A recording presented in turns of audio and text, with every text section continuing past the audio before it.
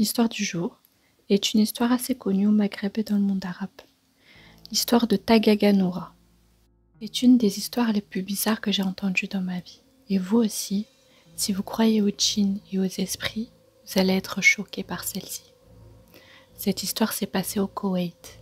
Elle nous a été racontée par la personne même qui l'a vécue.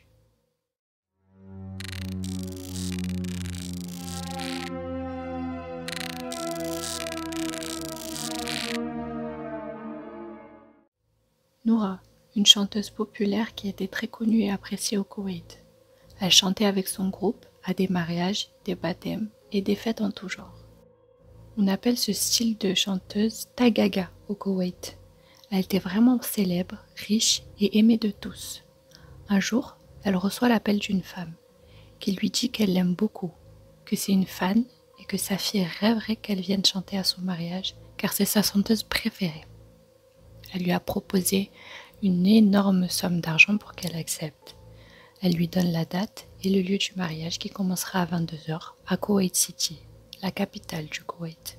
Jour J, Noura et son groupe ont rassemblé leur matériel et ont pris la route en direction du mariage. Une fois arrivés, ils découvrent beaucoup de voitures sur le parking, une magnifique décoration dans une villa luxueuse. La mère de la mariée les a accueillis, leur a souhaité la bienvenue, les a remerciés d'être venus, les a ensuite dirigés vers une chambre pour qu'elles puissent poser leurs effets personnels et se reposer. Le groupe installe donc son matériel en attendant le début des festivités. Il est 22h. Les invités commencent à arriver, le groupe se met à chanter et la fête commence. Au bout d'un certain temps, Noura remarque que les invités commencent à se multiplier d'une façon bizarre. Il y a de plus en plus de monde, plus que ce que la salle n'a l'air de pouvoir contenir. Elle s'est juste dit que la famille avait beaucoup d'invités.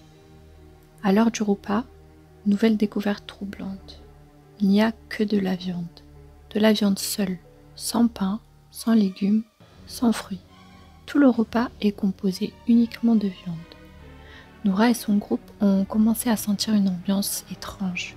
Elles se sont dit que la foule qui n'arrête pas de grandir, le repas composé uniquement de viande et même pas de pièces montées comme il y a d'habitude dans les mariages, tout ça était bizarre.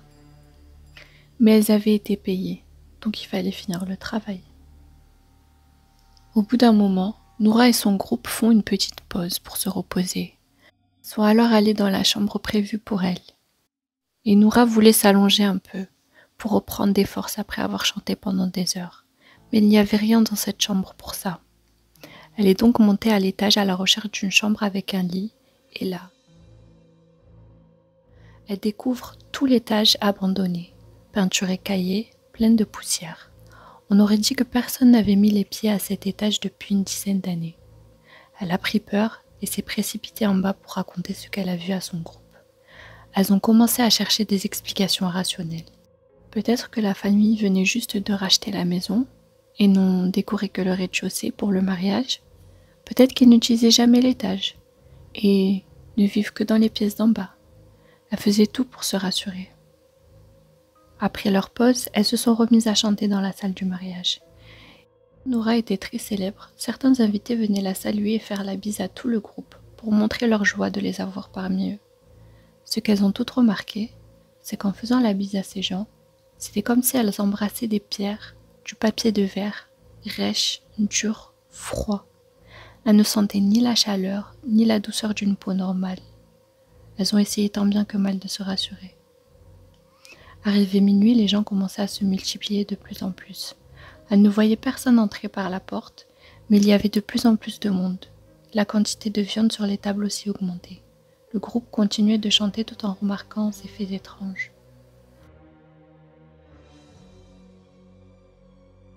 Au fur et à mesure des chansons, la façon de danser des gens changeait, jusqu'au point où ils se sont mis à sauter.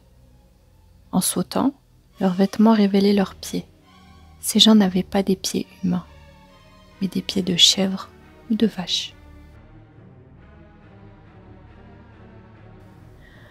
Une des filles du groupe en voyant ça s'est évanouie. La mère de la mariée est venue lui demander si tout allait bien. Le reste du groupe lui a dit que leur collègue était juste très fatiguée, qu'elle avait enchaîné plusieurs jours sans dormir et qu'elle n'avait rien de grave. Elles ont bien évidemment menti pour ne pas montrer qu'elles avaient peur. Noura, ayant compris ce qui se passait, alla chuchoter à chacune des membres du groupe. Assistons à un mariage de djinns. Faites comme si de rien n'était, en attendant l'aube. Soit nous continuons jusqu'à l'aube et la prière du Fajr sans rien montrer, soit ils découvrent que nous avons compris et Dieu sait ce qu'ils peuvent nous faire. Elles ont continué leur travail, la peur au ventre, en essayant de ne rien montrer pour sauver leur vie. Imaginez-vous au milieu de centaines de djinns, devant faire semblant de ne pas savoir ce qu'ils sont pendant des heures. Elles ont continué à chanter tant bien que mal. La peur leur a coupé la voix. Des membres de la famille venaient de temps en temps leur demander si tout allait bien car elles avaient l'air changées. Elles leur répondaient que c'était juste la fatigue. À l'instant même de l'appel de la prière du Fajr ou de l'aube, tout disparaît. Les lumières s'éteignent, plus personne, plus de décoration. La maison est devenue identique à l'étage, abandonnée.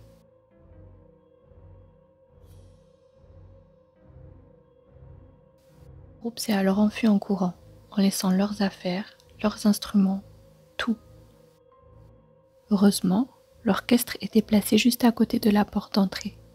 Donc elles ont pu trouver leur chemin de la sortie, malgré que c'était le noir total. En courant, elles remarquent qu'il n'y a plus aucune voiture sur le parking, plus personne, aucune lumière, rien. Une fois sorties de là, elles croisent un homme qui allait à la mosquée pour prier. Il reconnaît Noura et lui dit « Mais que faites-vous là? Pourquoi vous sortez d'une maison abandonnée ?» Elle lui explique que des gens l'ont appelée pour chanter au mariage de leur fille dans cette maison. Il lui explique que cette maison est abandonnée depuis plus de 10 ans, qu'elle est connue dans ce quartier. On l'approche, car on entend souvent du bruit provenant de cette maison, alors que personne n'y habite. Il continue en affirmant ce que le groupe savait déjà. « Vous avez chanté pour un mariage de djinn. » Cette nuit, Tagaga Noura a mis un terme à sa carrière et n'a plus jamais chanté à aucune fête. Il existe des interviews de Noura sur YouTube où elle raconte cette histoire de sa propre voix. Si elle était seule à la raconter, on pourrait en douter, mais tout son groupe a été témoin de la même chose. Ils insistent sur le fait qu'elle n'avait consommé aucune substance qui aurait pu leur créer des hallucinations. À nous, on peut se demander comment les djinns ont contacté Noura par téléphone. La femme était-elle un intermédiaire? Peuvent-ils eux-mêmes parler aux humains par téléphone?